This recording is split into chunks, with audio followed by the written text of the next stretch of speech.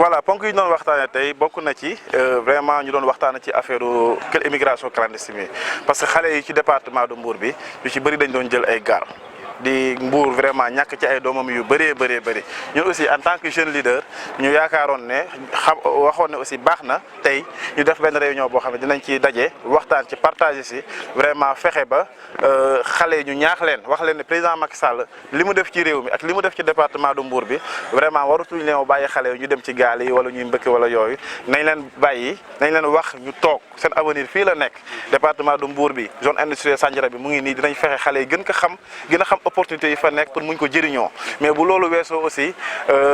au niveau de Sindia am na usine karo bu fa nekk ay chinois taxawal ko fa di employer plus de 5000 jeunes loolu aussi xale yi bu ñu fa demee bu dee même bu dee journal yi ngay def sa yaakaar naa moo gën ngay dugg ci gaal yi di sacrifier sa fille wala ngay tey la sa dund ci loo xam ne xamoo ëllëg bi lan la ñu ñaax aussi parents yi vraiment ñu gën a góorgóorlu ci wax ak xale yi parce que tamit kenn xamul li ngay fekk ëllëg te yaakaar naa tey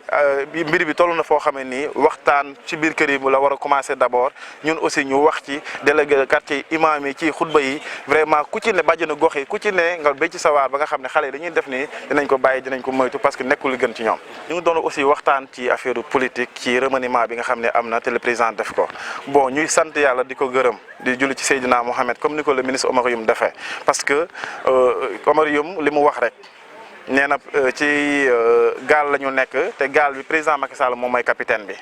donc capitaine bi nag heure bu ko ci football la ñu nekk président mooy capitaine bi te heure bu ko neexee mën na dugal heure bu ko neexee mën na génnal. entraîneur bi moom mooy génne. donc Oumar Youm yaakaar naa def na juróom-ñetti at ci gouvernement Macky Sall nekk directeur de cabinet 4 ans. directeur de cabinet yaakaar naa moom moo gën a jege le président de la République donc Macky Sall génnewul Oumar Youm parce que Oumar Youm n'est pas compétent génnewu ko pour leneen mais daf ko génne xëj na dencal ko loo xam ne ni moo sut suñu njort te ñun am nañ ci njort ne lii ñoom moom mooy dàq ñuy wax rek ne Oumar Youm dañ koy ñaanal ndax li mu def ci département de Mbour bi defalu ko boppam Oumar Youm président Macky Sall la doon liggéeyal il a été fidèle loyal engagé, déterminé à servir le président de la République, le Sénégal et enfin le département de Mbour. Maintenant, ci loolu nag ñuy wax rek ne président Macky Sall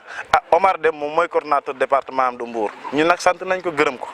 parce que Oumar Youm mooy Oumar Youm jeunesse bi mooy Oumar Youm jigéen ñi mooy Oumar Youm mag ñi mooy Oumar Youm jàkka yi di Oumar Youm église yi. maintenant nag ci loolu yëpp aussi dañuy xam ne Macky Sall ñun avant tout moom mooy suñu président de la République de suñu chef de parti président ñu ngi koy sant Macky Sall.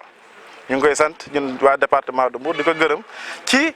vraiment confiance bi mu amoon ci Oumar Youm ba defoon ko ministre du gouvernement mais aussi ci génn bi mu ko génne ñu ngi ko ciy sant ndax xam nañ ne xëj na li mu ko dencal moo ëpp.